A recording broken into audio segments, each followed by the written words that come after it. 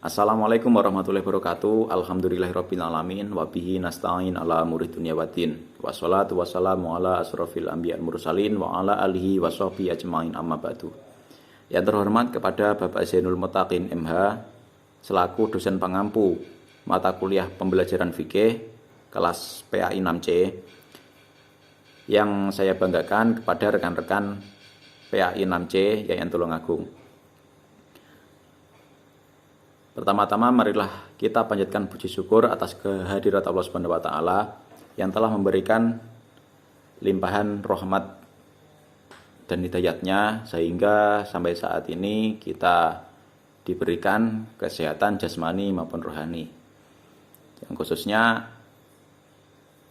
kami sendiri dari kelompok 1 dapat menyelesaikan makalah yang berjudul Tujuan dan SKL Mata Pelajaran Fikih di MTS dan MA yang akan didiskusikan pada hari ini. Sholawat serta salam semoga tetap tercurahkan terhadap junjungan kita Nabi besar Muhammad Sallallahu Alaihi Wasallam yang telah menuntun kita dari zaman jahiliyah menuju zaman Islamiyah, yakni Dinul Islam. Saya Luhur Trisubekti yang bertugas sebagai MC pada kali ini akan memperkenalkan anggota kelompok 1 yang akan memaparkan materi-materi nantinya. Yang pertama, Salamatul Maghfirah, Sofia Lutfiatul Zulfa, Eliza Adila Putri Ningtyas, Luhur Trisubekti, Nailia Jazilatur Rahmah, Nanda Nurul Safikri. Selanjutnya yaitu poin-poin yang akan disampaikan oleh pemateri dalam diskusi kali ini meliputi 1. Pengertian tujuan pembelajaran, 2. Pengertian standar kompetensi lulusan atau SKL, 3. Tujuan mata pelajaran fikih di MTS dan MA, SKL mata pelajaran fikih di MTS dan MA. Selanjutnya yang terakhir yaitu kesimpulan. Nah, perlu kita ketahui sebenarnya tujuan dan SKL menurut beberapa ahli itu hampir sama, karena keduanya sama-sama terkait dengan hasil akhir peserta didik.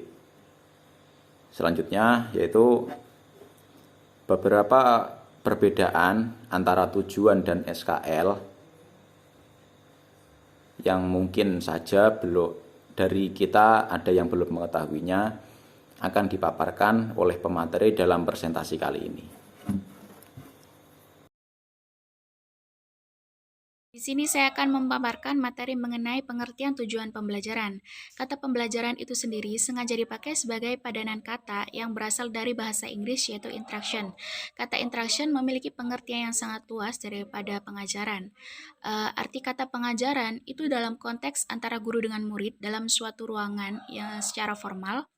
Kalau pembelajaran atau interaction itu lebih mencakup pula kegiatan pembelajaran yang tak dihadiri oleh guru secara fisik. Maka dari itu, interaction lebih ditekankan proses belajar, maka usaha-usaha yang terencana, sumber-sumber belajar agar terjadi proses pembelajaran dalam diri siswa, yaitu disebut pembelajaran. Tujuan pembelajaran atau tujuan interaksional adalah perilaku hasil belajar yang diharapkan terjadi, dimiliki, dan dikuasai peserta didik setelah mengikuti kegiatan pembelajaran tertentu.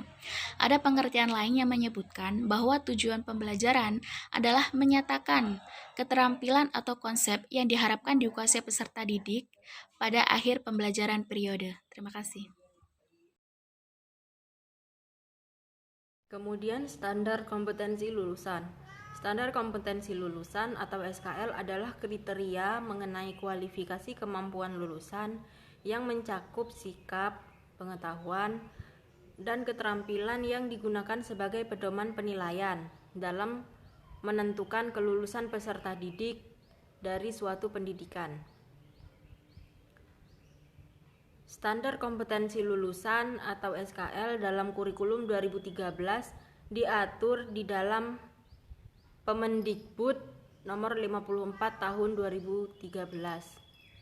Adapun untuk tujuan dari SKL yaitu pada jenjang pendidikan bertujuan untuk meletakkan dasar kecerdasan, pengetahuan, kepribadian, akhlak mulia, serta keterampilan hidup mandiri dan mengikuti pendidikan lebih lanjut. Sedangkan standar kompetensi lulusan atau SKL pada jenjang pendidikan menengah umum bertujuan untuk meningkatkan kecerdasan, pengetahuan, kepribadian, akhlak mulia, serta keterampilan untuk hidup mandiri dan mengikuti pendidikan lebih lanjut. Yang terakhir, standar kompetensi lulusan atau SKL pada satuan pendidikan menengah bertujuan untuk meningkatkan kecerdasan, pengetahuan, kepribadian, akhlak mulia, serta keterampilan untuk hidup mandiri dan mengikuti pendidikan lebih lanjut sesuai dengan kejuruannya.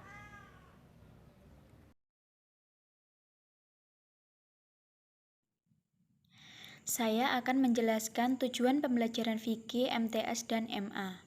Tujuan artinya sesuatu yang dituju, yaitu yang ingin dicapai dengan suatu kegiatan atau usaha. Dalam pendidikan, tujuan pendidikan dan pembelajaran merupakan faktor yang pertama dan utama. Tujuan akan mengarahkan arah pendidikan dan pengajaran ke arah yang hendak dituju. Tanpa adanya tujuan, maka pendidikan akan terombang-ambing sehingga proses pendidikan tidak akan mencapai hasil yang optimal. Dalam konteks pembelajaran, fikih dapat dimaknai sebagai suatu kegiatan belajar mengajar antara guru dan siswa yang bertujuan mengembangkan kreativitas berpikir siswa dalam bidang syariat Islam dari segi ibadah dan muamalah, baik dalam konteks asal hukumnya maupun praktiknya, sehingga siswa mampu menguasai materi tersebut dan terjadi perubahan dalam pengetahuan. Pembelajaran fikih diarahkan untuk mengantarkan peserta didik dapat memahami pokok-pokok hukum Islam dan tata cara pelaksanaannya untuk diaplikasikan dalam kehidupan sehari-hari. Pembelajaran fikih MTS bertujuan membekali peserta didik agar dapat mengetahui dan memahami pokok-pokok hukum Islam dalam mengatur ketentuan dan tata cara menjalankan hubungan manusia dengan Allah yang diatur dalam fikih ibadah dan hubungan manusia dengan sesama yang diatur dalam fikih muamalah. Yang kedua, melaksanakan dan mengamalkan ketentuan hukum Islam dengan benar dalam melaksanakan ibadah kepada Allah dan ibadah sosial. Sedangkan pembelajaran fikih tujuannya di Madrasah Aliyah yaitu berdasarkan Permenak nomor 2 tahun 2008, yaitu yang pertama, mengetahui dan memahami prinsip-prinsip, kaidah-kaidah dan tata cara pelaksanaan hukum Islam, baik yang menyangkut aspek ibadah maupun muamalah untuk dijadikan pedoman hidup dalam kehidupan pribadi dan sosial.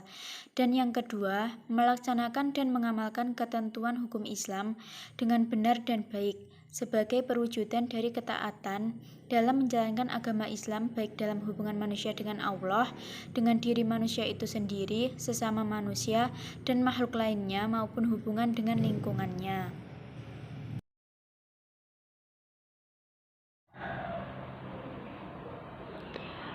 Selanjutnya, pembahasan mengenai standar kompetensi lulusan pembelajaran fikih di Madrasah Tsanawiyah dan Madrasah Aliyah.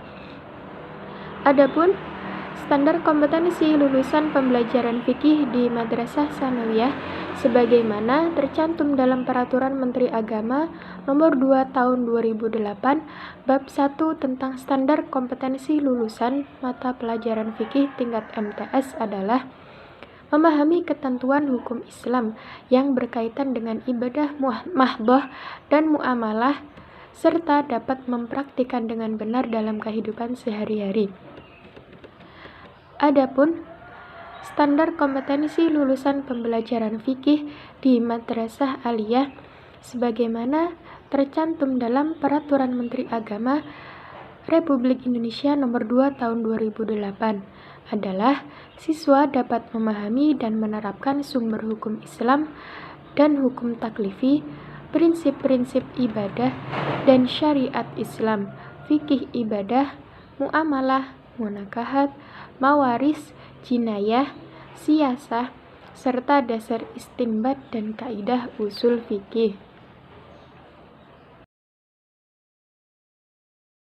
Baik, yang terakhir saya Sofia Lutfiatus Zulfa akan menyampaikan kesimpulan terkait dengan pemaparan materi sebelumnya.